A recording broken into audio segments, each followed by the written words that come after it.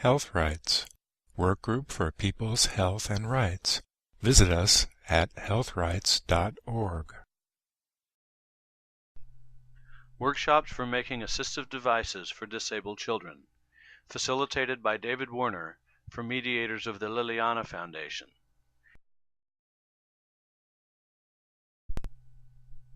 The first of the workshops was held in the Koraput district in the state of Orissa. The district is known to be one of the poorest areas in the whole of India.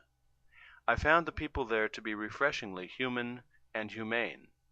Somehow, people being at the very bottom of the stack seem to, amongst themselves and in their own way of living together, have less of a hierarchy than in many other areas.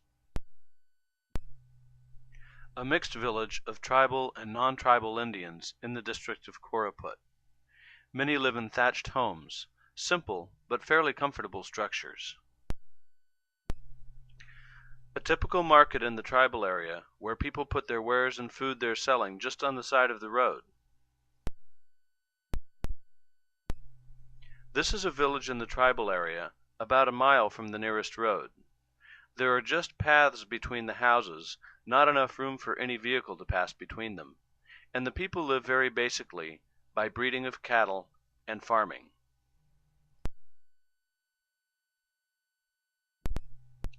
Here I'm standing with a group of some of the local people.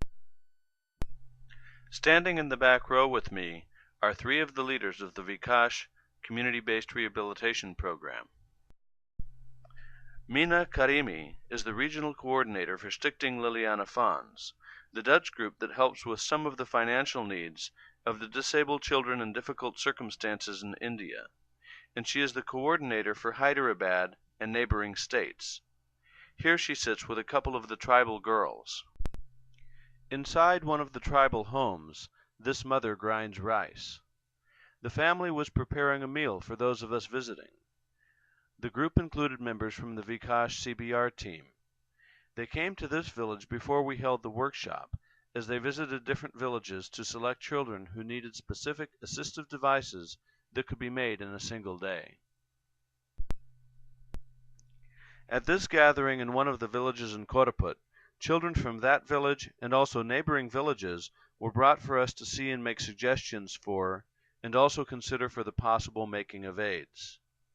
Here I am sitting with a boy with cerebral palsy on my lap, and the man sitting next to me is Ashok Nanda, who is the coordinator and head of the Vikash CBR program, which coordinated our workshop for the Koraput visit. One of the things I was very much impressed with in this program is that they had recruited quite a number of disabled people to serve in the local committees and as CBR activists in the village area. The man you see here with a child on his lap is disabled by Hansen's disease, or leprosy. He was never as stigmatized in this marginalized part of society as he would have been in the rest of India, but he still didn't have a very significant position in the village. Once he became head of the CBR committee for the area, however, he developed quite a rapport in his village. He obviously takes a pride in organizing it, and he was the one who sent out the invitation and made sure everyone came to this meeting. He's playing a very important role for other disabled people now, and he feels a sense of real personal esteem and community respect for the role he's taking. This little boy has cerebral palsy. This child has club feet. There are many children with club feet and birth defects due to consanguineous births or inbreeding. This is the group of us who were visiting from the Vikash program. Mina, in the middle, is the coordinator from the regional Liliana program. In the background is one of the temples in the Hindu area adjacent to the tribal area. Some of the villages in this area are mixed tribal and Hindu. In this village, in one of the homes we visited, the boy, who is standing in this picture, is deaf. They are trying to teach deaf children a mixed language of signing and lip reading. They're doing a good job of getting them integrated into the public school system. In the process, they're also getting support for the teachers in the schools. This was on our way to a village way off the beaten track. We had to walk along this dirt roadway to get there. This bridge was a bit harrowing. It used to be more substantial, but it had been washed away, so they put logs across and then sticks across the logs. Many of the sticks were loose. It was a bit precarious. A mother crosses the bridge to meet us, carrying her disabled child in a sling. Initially, none of us had the courage to cross it ourselves. The day we went with the mediator group to the villages, I felt it was very important to actually visit the homes and the village rather than meet the families elsewhere, because it's important to see how people live. So we decided to brave the bridge. People helped me stay steady as we crossed. The next couple of slides give a feeling of this village.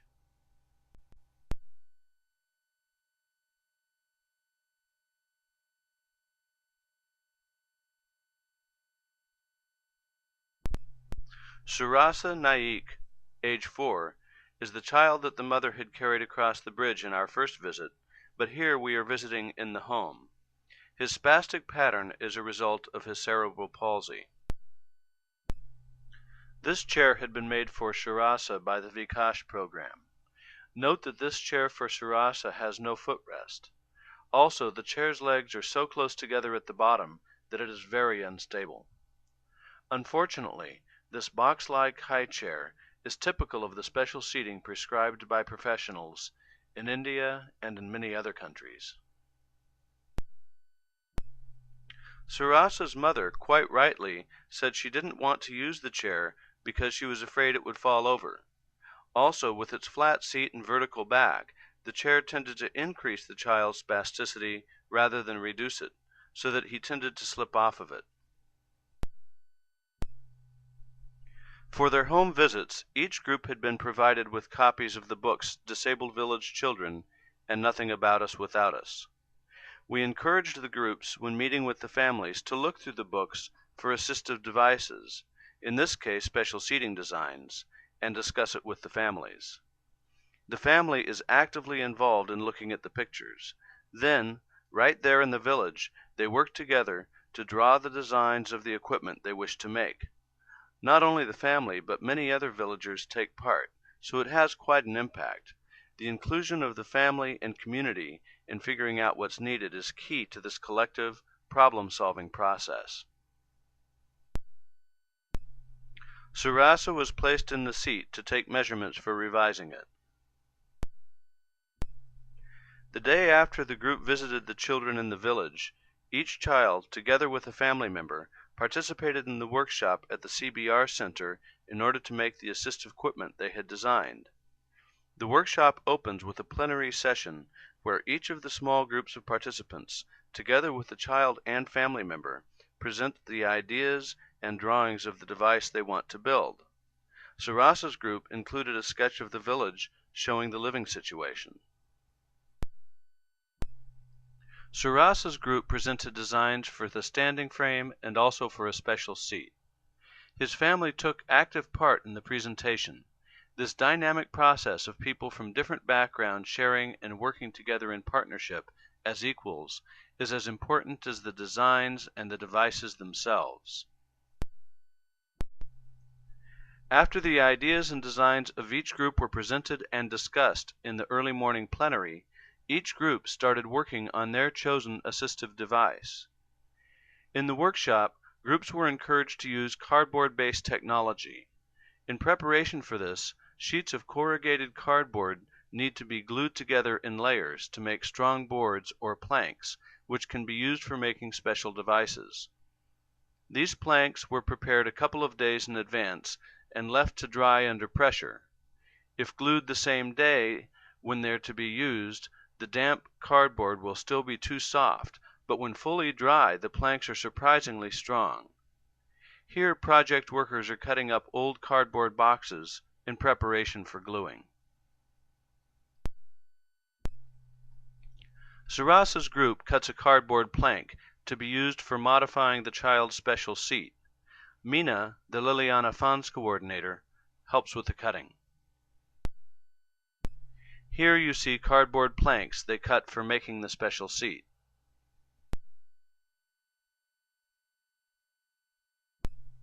They set about modifying Sarasa's old high chair, which they'd brought from the village. First, they cut the legs off, the back ones a little shorter than the front, so that the backrest and seat would tilt backward somewhat. This will allow the child to sit in a more comfortable and relaxed position than when the backrest was straight up and down and the seat was completely flat. This backward tilt helps a spastic child like Sarasa sit in a good position. It helps prevent him from thrusting forward and out of the chair. The group added a table with a cutout around the belly, which helps hold the child in place. To make the chair more stable, they added wooden bars across the bottom of the chair legs. And on top of these bars, they added a cardboard footrest.